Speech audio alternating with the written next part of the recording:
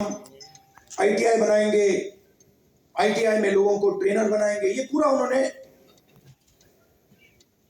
Discussion किया। मैं सुन रहा था और फिर मैंने उनसे सवाल पूछा। मैंने कहा देखिए, आप आईटीआई में ट्रेनर लाते हो, वो बढ़ई को कारपेंट्री सिखाता है, प्लम्बर बनाता है, मगर आपने एक बात कभी सोची? कहते क्या? कि आप कह रहे हो स्किल डेवलपमेंट, मगर हिंदुस्तान में स्किल की तो कोई कमी नहीं है। मतलब आप आईटीआई में बढ़ई तैयार कर रहे हो,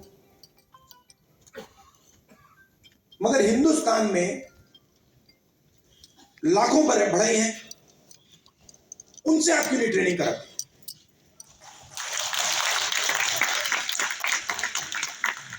तो ये थोड़ा चौंक है। मतलब मैंने कहा मतलब बता देता हूं। मान लीजिए आपको नाई ट्रेन करने हैं, आप सर्टिफिकेशन सेंटर खोल दीजिए। हर डिस्ट्रिक्ट में आप एक सर्टिफिकेशन सेंटर खोल दीजिए और उत्तर प्रदेश के हर नाई को कह दीजिए, देखिए भैया, आप गुरु हो, आप शिष्य लो, उनको तैयार करो, अपनी अपनी दुकान में तैयार करो और फिर उनको सर्टिफाई करो। अगर आपके जो शिष्य हैं सर्टिफाई हो जाएंगे, आपको हम 100, 200, 500, 1000 रुपए बैंक अकाउंट में डाल देंगे। मतलब जो स्किल का नेटवर्क है उसका प्रयोग भी नहीं करते आप, बिल्कुल चुप हो गए। मतलब मुझे देख रहे थे कि ये मतलब व्यक्ति पागल है, इसको क्या हो गया। मतलब अब आईटीआई में, अच्छा मजे की बात बताऊं, ये जो हमारे मोची भाई हैं, इन्होंने मुझे बोला कि राहुल जी, मोदी जी ने नया प्रोग्राम शुरू किया, मुझे वहां बुलाया, मैं गया और फिर मुझे कहता है कि आपकी ट्रेनिंग कराएंगे। राहुल जी, मैं तो 40 साल से मोची का काम कर रहा हूं। सुनो, मैं वहां गया, वो जो उनका ट्रेनर था उसको मैं सिखा के आ गया।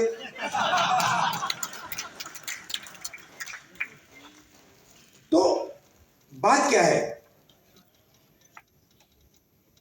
चाहे नाई हो, बढ़ई हो, प्लम्बर हो, धोबी हो, मोची हो, किसान हो, नॉलेज इनके हाथ में है,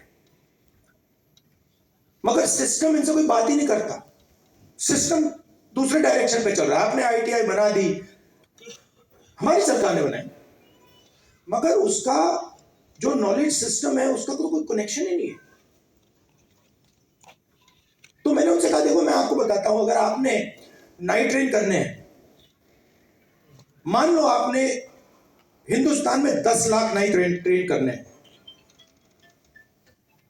आप हिंदुस्तान के नाइयों को पकड़ो और कहो भैया आप ट्रेन करो, 6 महीने में 10 लाख नाई आपके सामने आ जाएंगे और कोई ज्यादा पैसा भी नहीं लगेगा। मगर ना, तो इंजन होता है ना, उसमें सिलेंडर होते हैं। मोटरसाइकिल में कभी 1 सिलेंडर होता है, 2 सिलेंडर की होती है, ट्रक 8 सिलेंडर की, 10 सिलेंडर की होती है।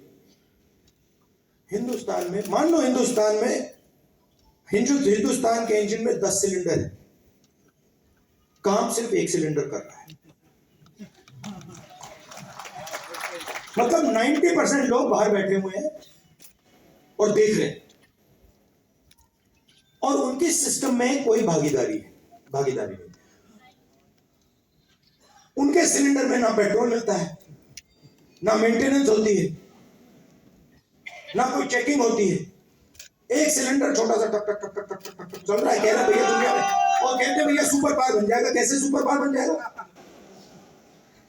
90% लोग सिस्टम के बाहर बैठे हुए हैं, हुनर उनके हाथ में है, स्किल उनके हाथ में है, ज्ञान उनके हाथ में है, उनका कोई कनेक्शन ही नहीं। हमने जाति जनगणना की बात उठाई और थोड़ा कंफ्यूजन है। देखिए, बीजेपी के लोग कह रहे हैं कि भैया देखो, हम जाति जनगणना करेंगे, उसमें ओबीसी का सेक्शन दे देंगे। जाति जनगणना, सबसे पहले सिर्फ वहां ओबीसी लिखना का कोई मतलब नहीं है। अलग कम्युनिटीज हैं, हम हर कम्युनिटी की लिस्ट चाहते हैं। पहली बात। दूसरी बात, हमारे लिए यह सिर्फ सेंसस नहीं है, हमारे लिए यह पॉलिसी मेकिंग का फाउंडेशन है, मतलब नींव है। और हम सिर्फ जाति जनगणना की बात नहीं कर रहे हैं। मैं यहां क्लियरली कहना चाहता हूं, जाति जनगणना से सिर्फ आबादी पता लगेगी, वो बहुत जरूरी कदम है, क्योंकि भागीदारी से पहले आबादी के बारे में पता होना पड़ेगा, क्योंकि भागीदारी तक हम बिना आबादी के तो पहुंच ही नहीं सकते।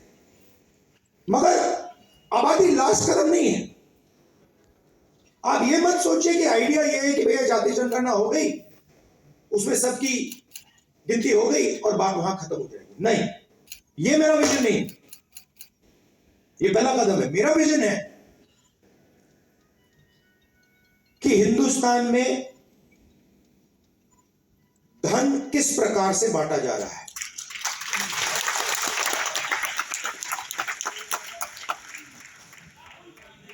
ओबीसी के हाथ में कितना है, दलितों के हाथ में कितना है, मजदूरों के हाथ में कितना है, पहली बात। दूसरी बात, हिंदुस्तान के जो इंस्टीट्यूशंस हैं, ब्यूरोक्रेसी हो, जुडिशरी हो, मीडिया हो, इसमें इन लोगों की कितनी भागीदारी है।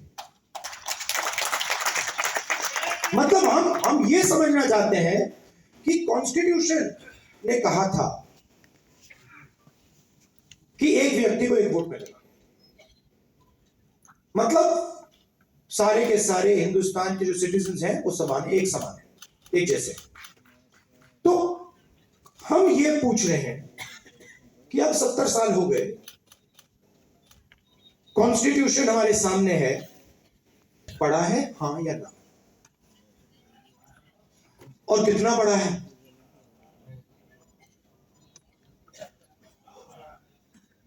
पढ़ा है, मगर अगर मैं कॉर्पोरेट इंडिया को देखूं और लिस्ट निकालूं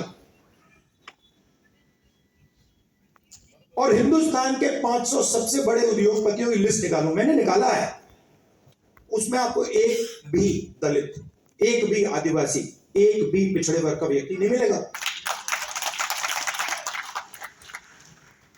और सिर्फ कॉर्पोरेट इंडिया की बात नहीं कर रहा हूं, आप जुडिशरी देख लीजिए, कॉर्पोरेट इंडिया देख लीजिए, मीडिया देख लीजिए।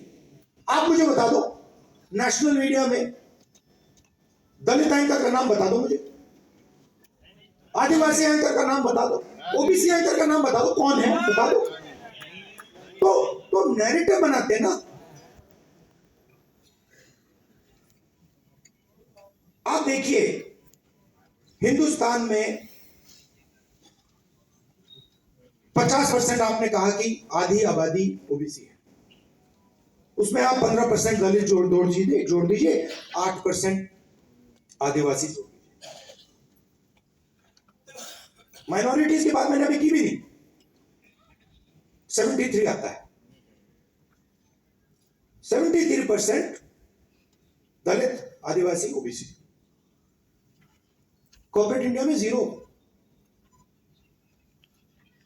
मीडिया में 0, आप हो ही नहीं। तो अब हम अगर पॉलिसी बनाएंगे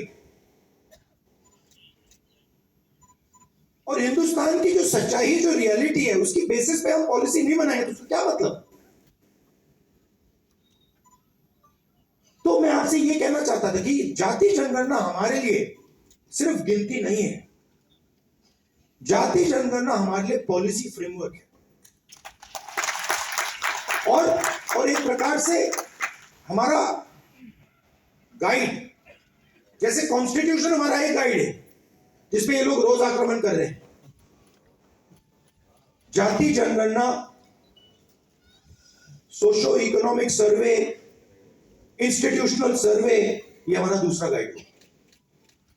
और हमारा लक्ष्य है, जो मैंने आपसे कहा कि 10 सिलेंडर की गाड़ी है, 9 सिलेंडर बंद पड़े हुए हैं, तो हमारा लक्ष्य है कि 10 के 10 सिलेंडर काम करें। आप मुझे बताओ, पूरा का पूरा बैंकिंग सिस्टम